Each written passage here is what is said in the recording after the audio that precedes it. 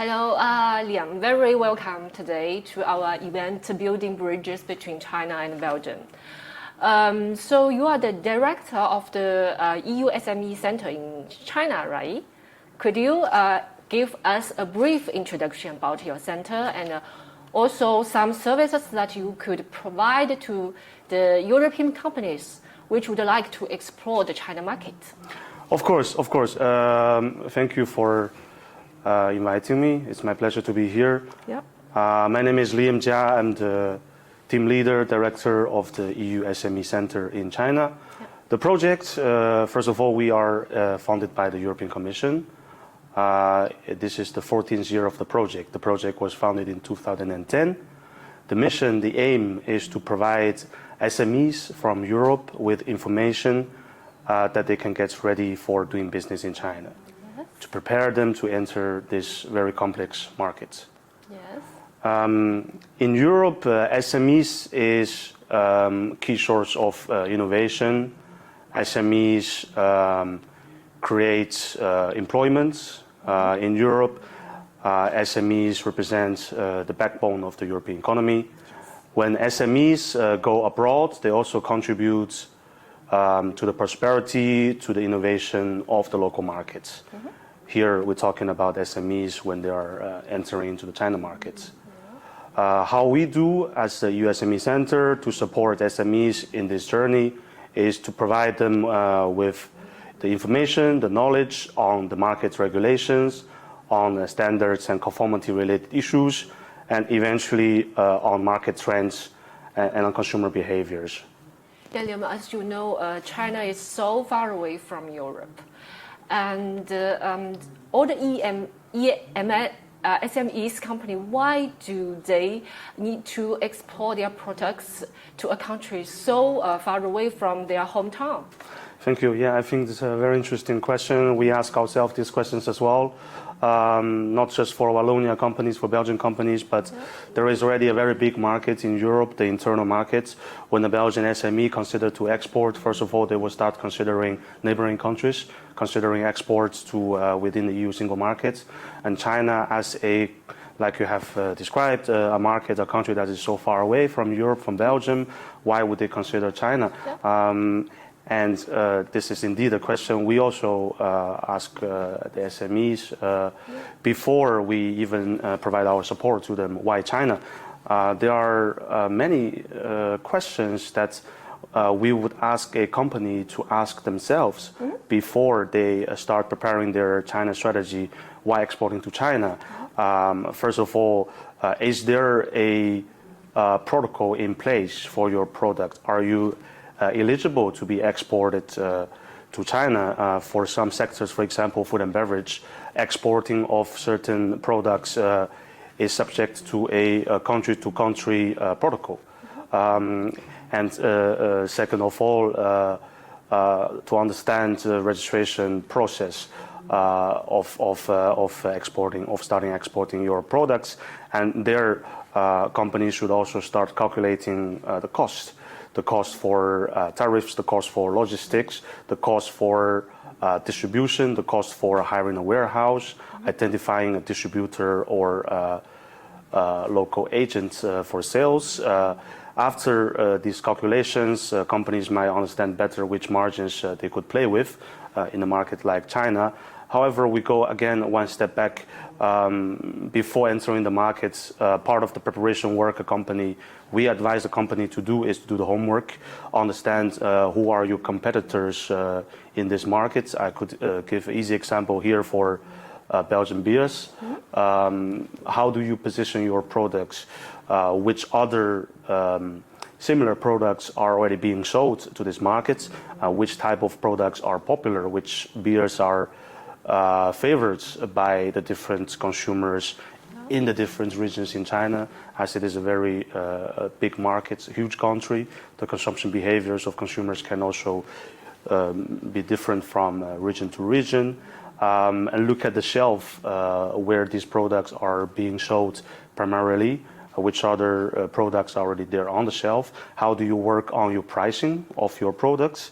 And eventually, after answering these questions, you might want to recalculate the margin you can play with. You might want to work on your pricing strategies for adjustments to better adapt to the market. And how do you educate your, first of all, identifying your targeted consumers, and how do you educate your potential consumers to purchase your products, and how do you adapt your narratives to the market, selling your products to a neighboring country, to Germany, to Holland, which the consumer base already is premature for accepting your products, is quite different for selling your products to China, which can take a very lengthy process, and also can take some heavy investments in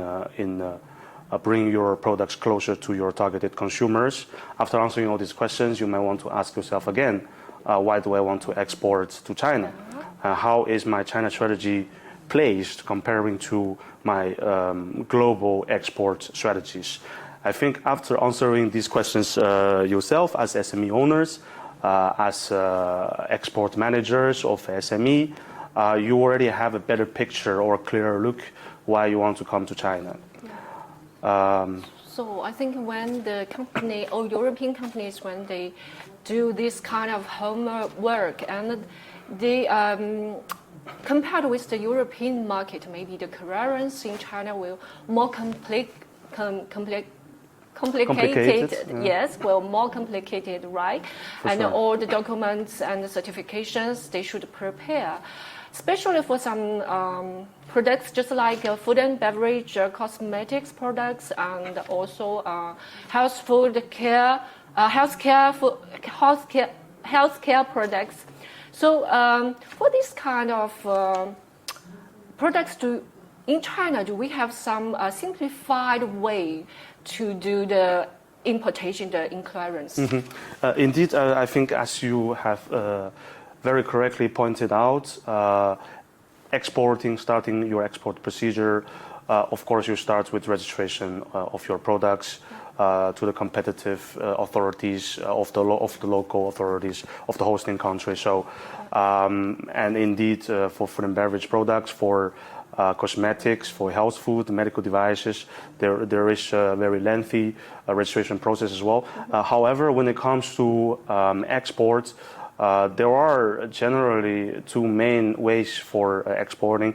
Of course, there is traditional trade, traditional way of exporting, and there is also cross-border e-commerce, which has been made also a favored approach by especially many small and medium-sized companies, as selling via cross-border e-commerce to China.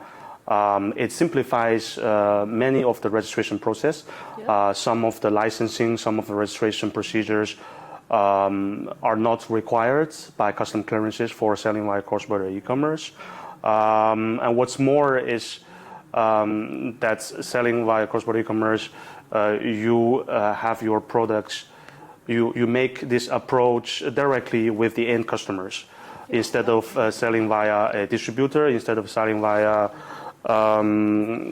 agents for sales, consumers directly place an order on cross-border e-commerce platforms of your products. And of course, the shipment can be made directly from Belgium. The shipment can also be made through a bonded warehouse, where SMEs have the option to store the products temporarily in the bonded warehouses.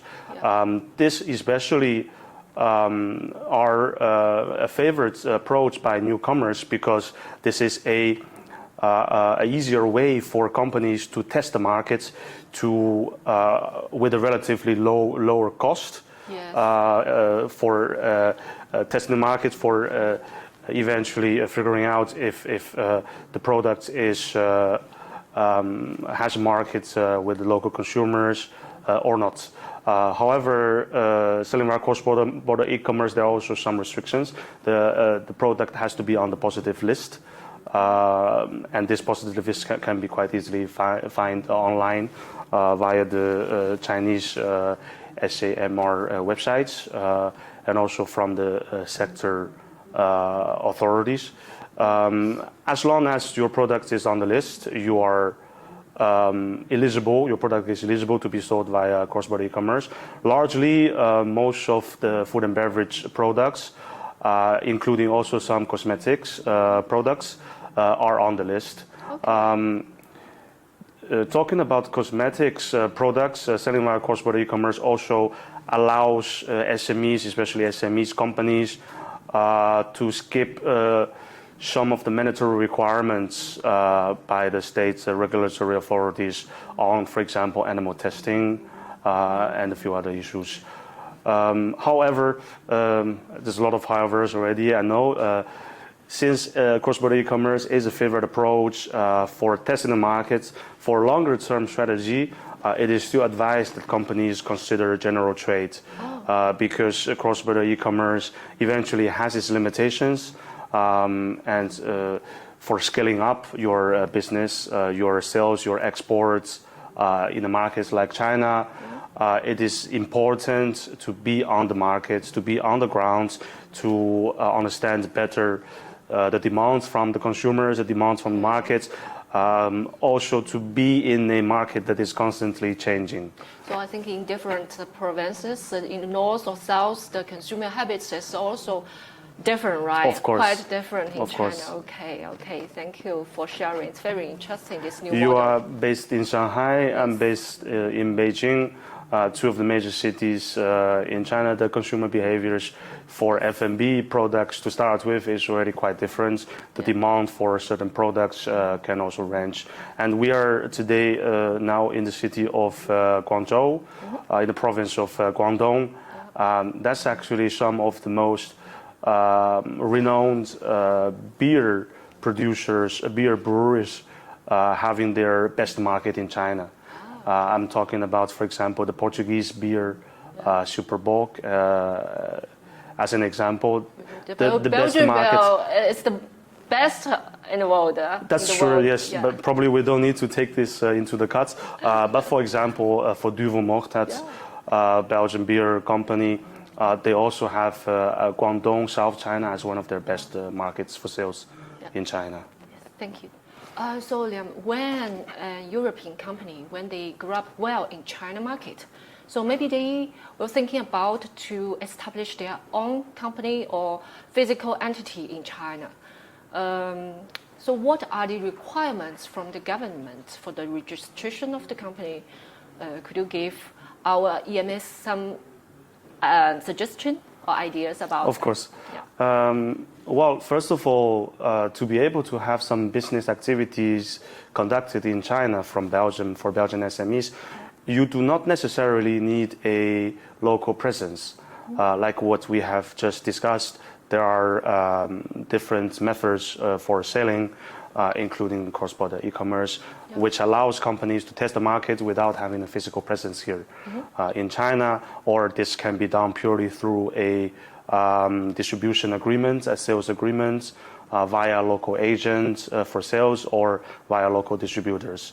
However, if SME is seriously considering entering the market or placing China as one of the core of their business strategies, of course, companies will consider to have a local presence here on the market. Typically, there are three different types of presence a European SME or a Belgian SME can consider to have in China. To start with, there is this option for setting up a representative office. This is normally considered as the easiest approach, as it requires less requirements, it requires less commitment, also less capital to be registered. However, the kind of activities that a representative office can conduct in China is rather limited. This option is normally considered by newcomers or companies who want to send someone locally to China to explore the markets, to understand better if there is a demand for the products. There are two other types of setup a SME, a Belgian SME, can consider. Would be, first of all, a wholly foreign-owned enterprise. the so-called UFI. The other one is a Sino-Belgian, Sino-European joint venture. Yeah. So basically entering into a partnership with a Chinese partner. Well, when we compare these two type of setups, there are also pros and cons that a company we advise to take into consideration.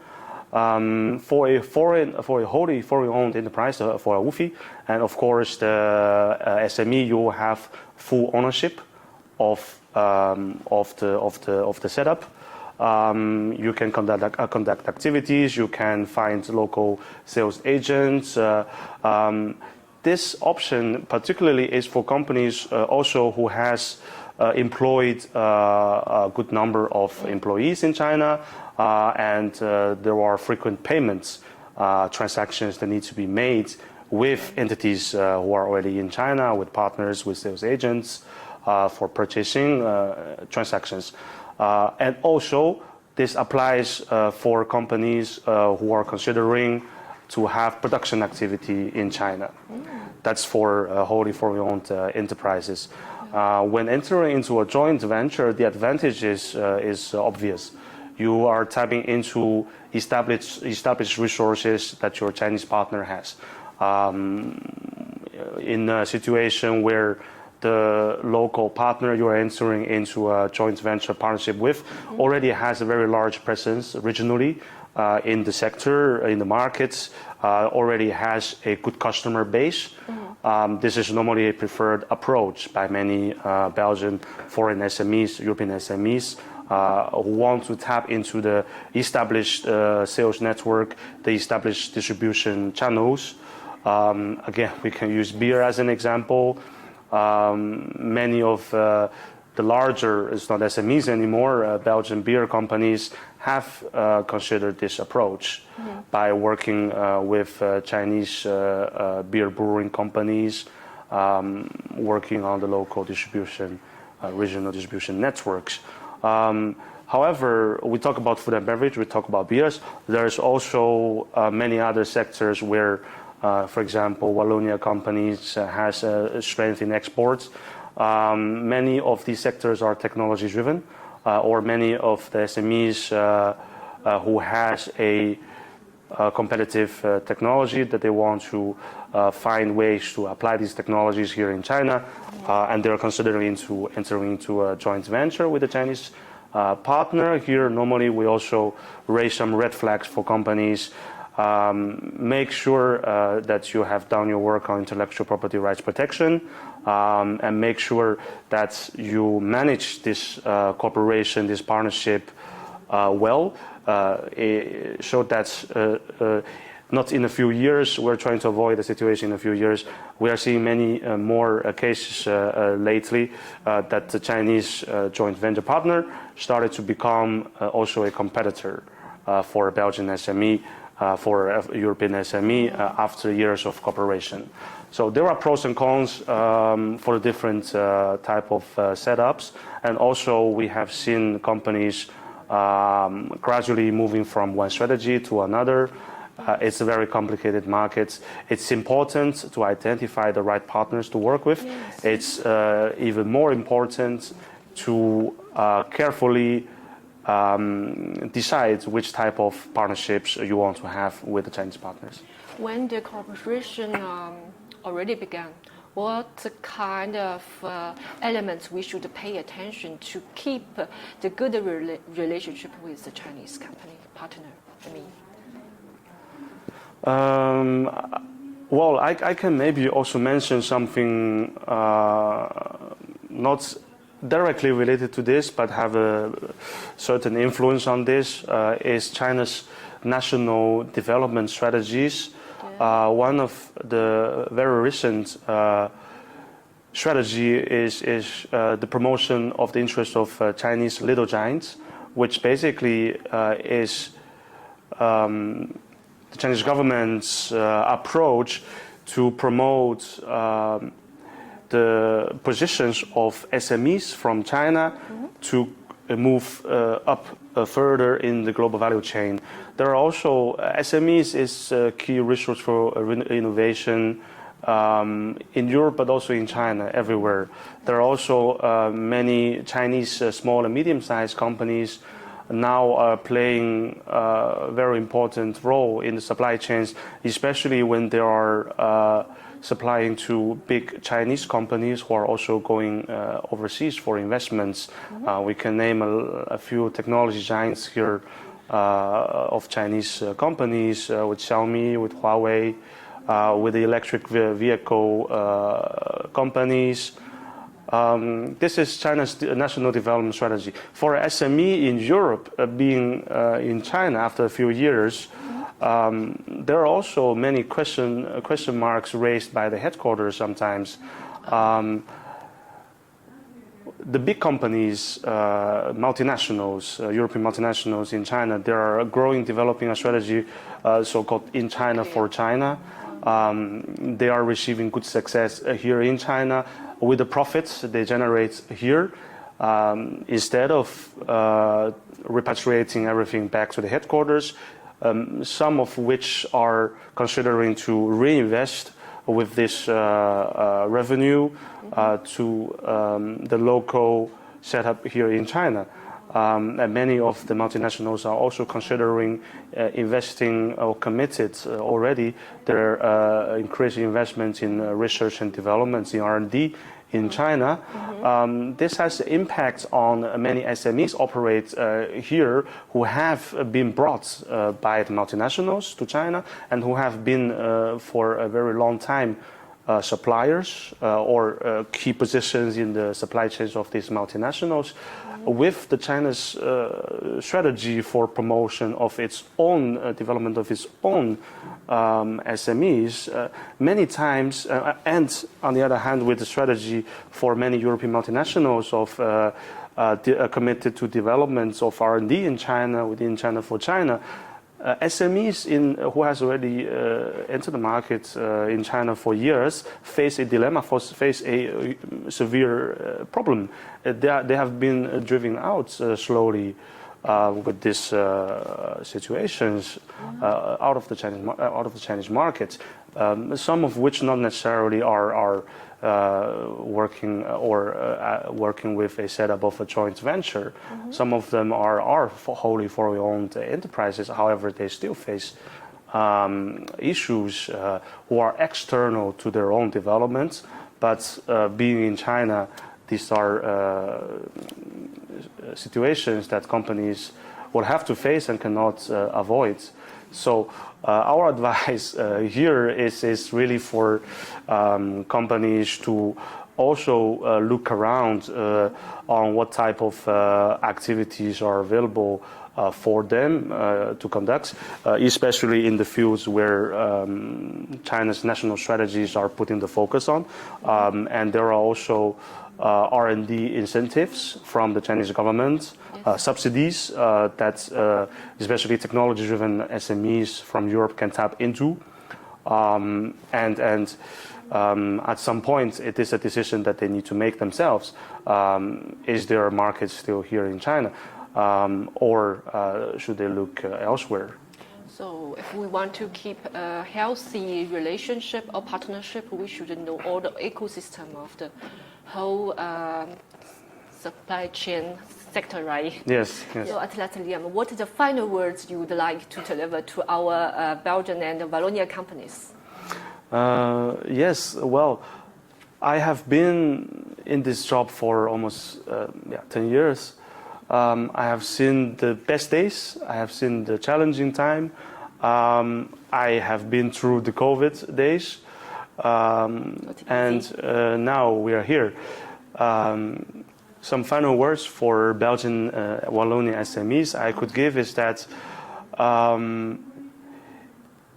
it is important that you come to visit this market before you make your final evaluation or assessment on your readiness or if there is a market for you here in China.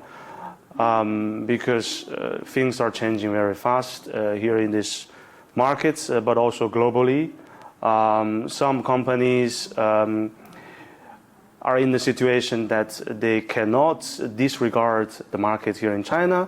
Some companies, after the COVID the recovery, are now working again on expansion of their businesses, are considering global markets for exports, while China can possibly be one of the options. It is only when you are here, when you are meeting with the businesses, when you are meeting with people who have the demands for your products, when you are here at the trade fairs, bring your products to test the markets, or when you consider cross-border e-commerce or many different approaches to see if there is a demand for your products, can you eventually complete your global sales strategy, export strategy.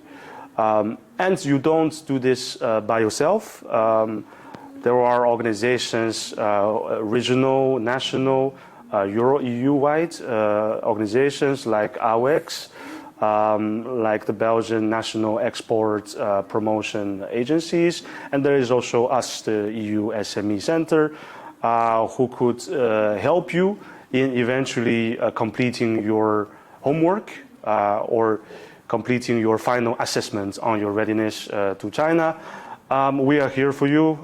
Please get in touch further with AUX, also with us as a SME Centre.